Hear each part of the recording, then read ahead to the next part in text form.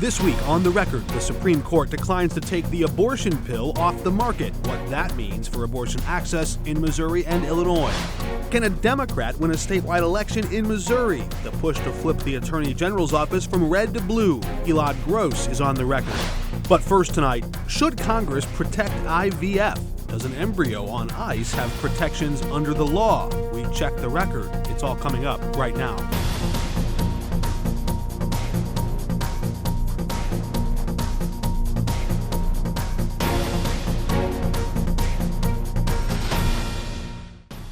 Every woman deserves to be able to be called mama without being called a criminal.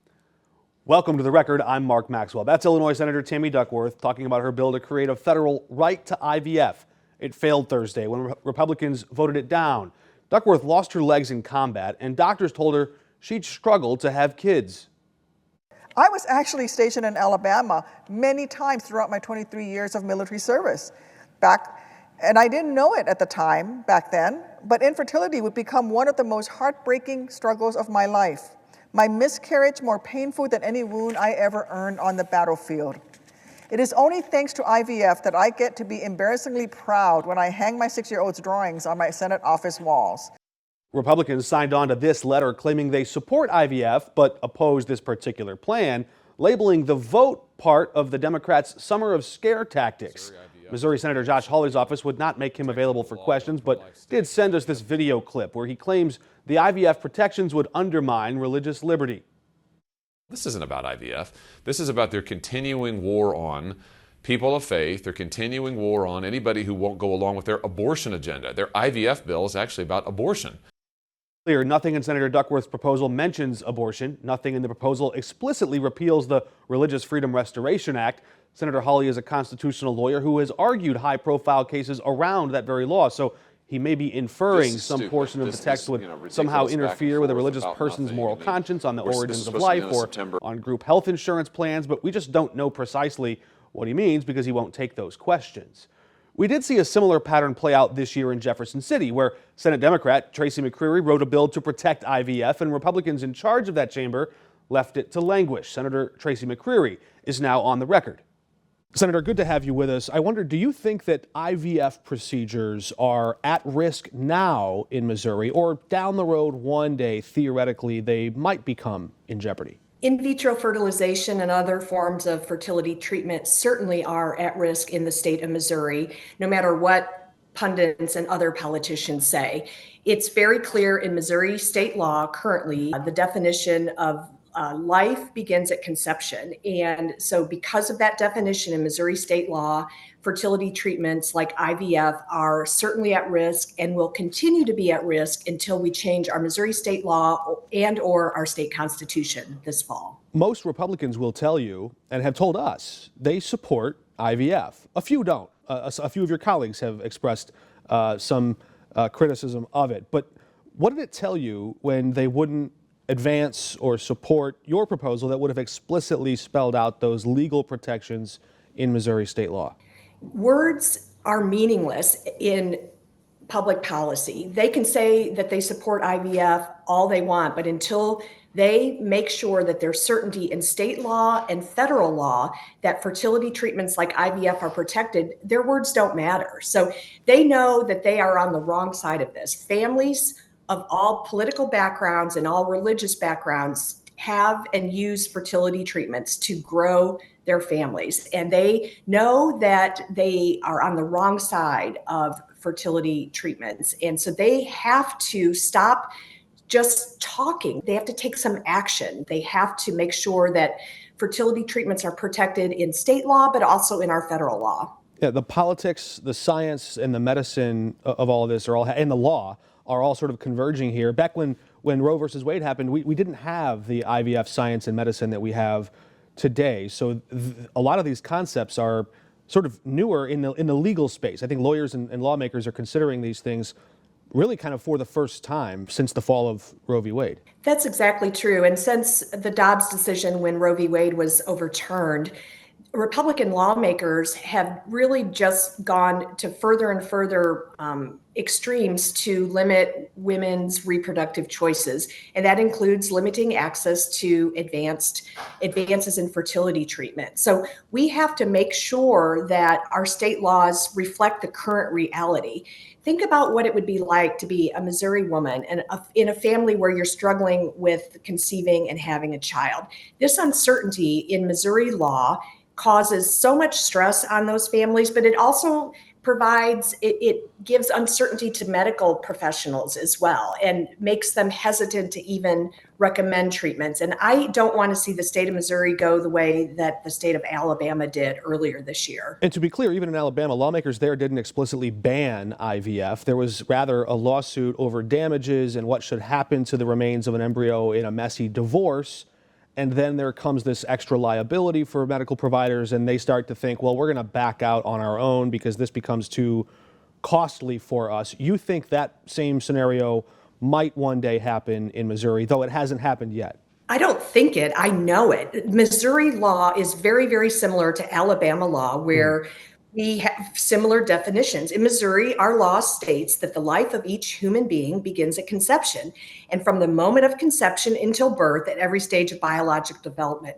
Those words are almost identical to Alabama statute. So it's just a matter of time before there is some kind of challenge, and then we as Missourians could be in the same predicament. And there are a number of examples. Arizona, for example, Republicans there in Arizona backpedaled quickly, and they quickly rushed a vote through when former President Trump came and said, wait a minute, their law goes too far, their Civil War era law that was sort of brought back to life. So there are a number of examples where states have said, well, we don't think it's going to be an issue. Whoops, now it is. Let's sort of fix it. All this is happening, though, at the same time this week, the Southern Baptist Convention came together and passed this large, non-binding vote, but basically instructing their audience of some 50,000 churches across America that they said, quote, not all technological means of assisting human reproduction are equally God-honoring or morally justified. Their concern generally is that too many of these frozen embryos are created to be implanted, and that some of them are, in the end, destroyed. They see that as a destruction of life there. I don't know the extent to which you might want to engage the doctrine or moral argument there? Well, the reality is first of all, that at the Southern Baptist Convention on Wednesday, that vote was only 60-40. So it was certainly not unanimous. And I think it shows some dissent. You know, what it boils down to is there's no place for politics or religion in when we're talking about the lives and families here in Missouri. Politicians should stay out of it. And also, as far as religion goes, we need to be respectful of the many, many different religions out there and trust families to do the thing that is best for them under guidance from their religious leaders, but also guidance from their healthcare professionals. And, you know, I just don't think we should politicize these things. Mm-hmm. What is the makeup of these moral arguments, basically, in Missouri? I'll raise the point that some of your colleagues, maybe in the other chamber, are Baptist clergy or certainly members of Baptist audiences in these. They may hold these views. How does that complicate your efforts to, I mean, if this many members of their audience are expressing discomfort with the procedure of IVF, does that make it harder politically to protect the procedure?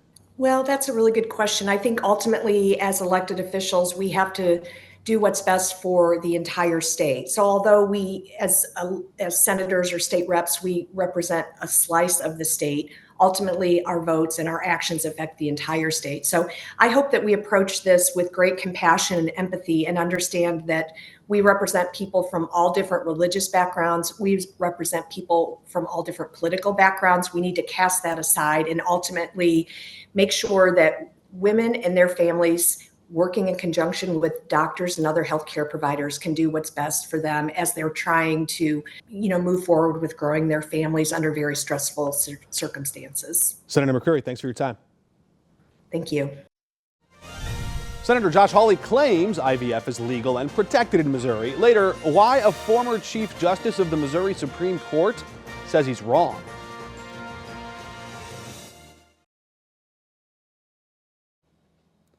The U.S. Supreme Court this week rejected a challenge that might have yanked the abortion pill mifepristone off the shelves nationwide. That means that commonly used drug can remain available in states where it's allowed. not in Missouri, where it's banned. The court found unanimously that the group of anti-abortion doctors who hold deeply held religious views, they had questioned the FDA, but the court said they didn't have legal standing to sue. That leaves that question open for future debate if someone else brings a similar lawsuit. This isn't the only abortion case the Supreme Court is looking at right now. Justices heard arguments in April over whether a federal law on emergency treatment at hospitals must include abortion, even in states that have already banned it. This week, a jury found Hunter Biden guilty on all 3 charges tied to the possession of a gun while using narcotics. This, the first time in history the child of a sitting American president has been convicted of a federal crime. President Biden released a statement saying he loves his son and, quote, "I will accept the outcome of this case and will continue to respect the judicial process as Hunter considers an appeal." The president said he will not consider commuting his son's sentence. Congresswoman Cori Bush's team stumbled in rolling out her campaign message for a 3rd term this week. Big billboards blared her billion-dollar boast. $2 billion, that is. It's the largest claim we've ever seen, so we asked her to prove it. Show your homework. Then, after we caught several glaring errors in the initial version, they subtracted $500 million in federal grants, added more than $300 million in federal ARPA funds. Bush's basic goal here is to try and fight back against criticism from Wesley Bell that she opposed other major projects in the region when she opposed President Biden's infrastructure bill. You can find more details about those numbers and the squishy math behind it all up on our website, KSTK.com. North St. Louis County got to hear from the U.S. Army Corps of Engineers about ongoing efforts to clean up radioactive waste this week. Advocates and lawmakers raised concerns about a lack of warning signs nearby. They said existing signs don't signal the true danger of that contamination. What do you think would be better to warn people that there's a danger? This or that simple t-shirt? We're back in just a moment. Missouri elected a Democrat as Attorney General for 24 years straight until 2016, when voters elected Josh Hawley, then Eric Schmidt, and both men would move up to the U.S. Senate in their successive orders, and Governor Mike Parson would appoint Andrew Bailey to fill that vacant seat. Now another Democrat is running for a chance to try and flip that red seat blue. Alad Gross is now on the record. Good to have you with us. Yeah, thanks for having me. The Republicans running for this race, one of them in the office now, another one challenging in the primary, are outraising you 5-1, 10-1. Sure. How do you convince donors and ultimately voters that this is a race you can win? Well, we have way more donors than either one of them, and way more from the state of Missouri than both of them combined. So, I mean, in terms of numbers of folks who are supporting our campaign, there's a lot more in our camp than in theirs. But yeah, certainly they've got a lot of very wealthy interests that are very interested in seeing one of them become Attorney General. That's for sure. A progressive politician once joked to me, the problem with advocating for poor people is that they don't donate a lot of money to your campaign. That is a problem. That is sure. I don't want to put those words in your mouth if that's your base. Yeah. But Will Scharf, one of the Republicans challenging this incumbent, was on this program just last week and said he would not do what the incumbent is doing now, which is to use state resources to serve as the legal defense fund for 3 Republican senators who are accused of defaming that man at the Kansas City Chiefs Super Bowl parade. Do you see anything wrong with Andrew Bailey's decision to use taxpayer funds and resources in this manner? I do. I think it's a massive waste of taxpayer resources. Look, when I was an assistant attorney general in Missouri, the legal expense fund came up quite a few times. And when you had folks like these 3 senators who used their private Twitter accounts in order to defame this guy who just happened to be at the Kansas City Chiefs parade during a shooting, they caused a lot of trouble in this guy's life. We shouldn't have to pay for that as Missouri taxpayers. Absolutely not. Do you think Andrew Bailey would extend that same legal protection or courtesy to, I don't know, Democratic politicians? I mean, there's a lot of questions about the things that he does in that office and what he's doing with our taxpayer money, that's for sure. You like to say on the stump that your job is to sue the government. I wonder if you would continue to do that if you were Missouri's next Attorney General. For example, there are current suits against President Biden's administration. Right now, Andrew Bailey is suing to block his student loan debt relief. Would you continue that action? Well, that one specifically, no. I think when you're talking about student debt, we're really talking about very similar to these payday loans with all of this interest. It's not that folks aren't paying back what they have taken out. It's that all of this interest is accumulated, so it's almost impossible to pay that back. So I don't think that these lawsuits that he's filing on this student debt make very much sense, but there's plenty of other ones against the federal government that we need to consider. Well, the president isn't only targeting payday loans where they're like predatory loans and at the interest rates. He's forgiving the full principal. Sure, yeah, but I mean, if you're looking at how much these folks have paid, I mean, if you've got student loan debt, and I know a lot of people do, but when you have that, you look at, I'm making this payment, how much of my principal has gone down? The answer is very little for a very long time. So, I mean, certainly the principal has to be forgiven in order to get rid of the debt overall, but those interest rates are insane. The Supreme Absolutely Court has said that MOHELA, or the Missouri Office of Higher Education and Loan Authority, I believe the whole acronym is, they didn't suffer harm. They're in the business of collecting profit on these loans and the interest therein,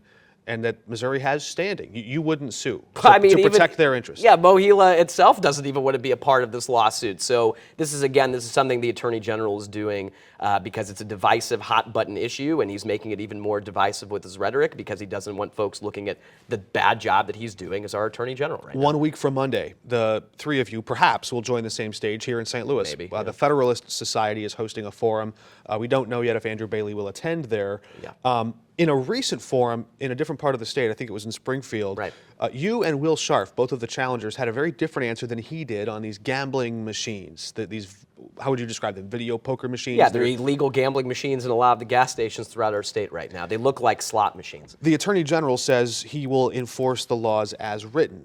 What power do you think that office has to enforce the current laws on the books now? Yeah, I mean, he's lying. They're illegal gambling machines. He's not enforcing the law. There have been state prosecutors who have enforced the law against them. They've had these machines destroyed in their jurisdiction. He doesn't do anything about them, and he's taking a lot of money from these companies that have an interest in keeping them going throughout the state of Missouri right now. He says local police should be the one to carry this out. You've got the Highway Patrol that has brought complaints over to the state. There's no reason why he, as the Attorney General, who regularly assists local prosecutors in what they do throughout the state, why he isn't involved in that, other than the fact that he's taking a lot of money from these people. There could be a question on the ballot this year to legalize sports gambling. In this case, this is a matter of public opinion and policy making, but some people might ask, where's the victim?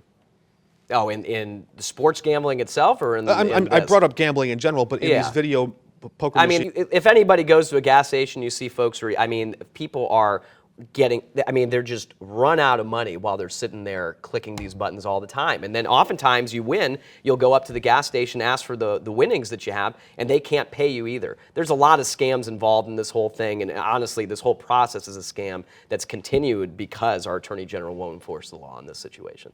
Would you like to, I assume you'd like to see all of the Republican candidates there. What has that process been? Usually in the primary, I mean, you can't really debate yourself, I think. I've tried. So you're on the stage with other Republicans there. Do you already see this as a general election for yourself? Do you have a preference on which Republican candidate emerges here? No, I mean, we're planning on winning no matter what. So I think it's great when you have more folks, you have more ideas, and we have more of a discussion. And I really appreciate when the crowd can ask questions too. So, I mean, a lot of that is still kind of up in the air right now, but we'll certainly know on the 24th once we get everybody together. Last question for you. Some of the Republican attorney generals that we've had in office recently have either sued or gone after school districts, some of it around these, we'll call them culture war issues. Yeah. As just a Democratic politician, do you think the culture wars are worth fighting? I mean, I think that the purpose behind them is to keep the people of Missouri and really of our country divided against each other on issues that really we should be looking past to a large degree, so that we're fixing our schools, we're fixing our streets, we're making sure that we all have opportunity in our state and throughout our country. I think a lot of these folks want to keep us divided because, again, they don't want us looking at them and saying, why aren't you working for us? Do you unite the state, unite the country by think you have to. ignoring the problem and letting it go away, or by engaging the argument and winning it? Yeah, I think you engage it. What winning it means, I think winning it means we look at like the foundation of what our country has been and the belief in freedom and the belief in opportunity and how do we all have access to that. And I don't think we're really having those discussions anymore. We're just having discussions about how can I keep as much as the few crumbs that I get when these really rich people are running the whole show right now, instead of asking, why are we just letting all of these rich people run the show? And I think that we really need a fundamental change in how we're looking at power and distribution of that in our country right now. And I think that means the people need to have a bigger voice in our government. Elad Gross, I wish we had more time. Perhaps we'll catch you on the campaign trail. Thanks for joining us. Thanks for having me. We're back in a moment. 3 months ago, we asked the architect of Missouri's abortion ban if she would vote to protect IVF in Missouri state law. Let's check the record. In Missouri, we have some of the most permissive IVF and surrogacy laws in the country, and so there isn't really a need to do anything legislative there. I'm not so sure. Do you think, for example, a a Missouri court might reasonably reach the same conclusion that the Supreme Court did in Atlanta about IVF? I don't think so. I meant to say Alabama, pardon me. No, I don't think so. She says she doesn't think so. Now, 3 months later, a former Chief Justice of the Missouri Supreme Court writes, Missouri's life begins at conception law also seems to outlaw in vitro fertilization. If citizens of Missouri wish to protect this procedure, then there will need to be a new law. Judge Michael Wolff also notes voters will have their say at the ballot box in November. That's all of our time this week. We'll be right back here at the same time next week. Until then, we're off the record.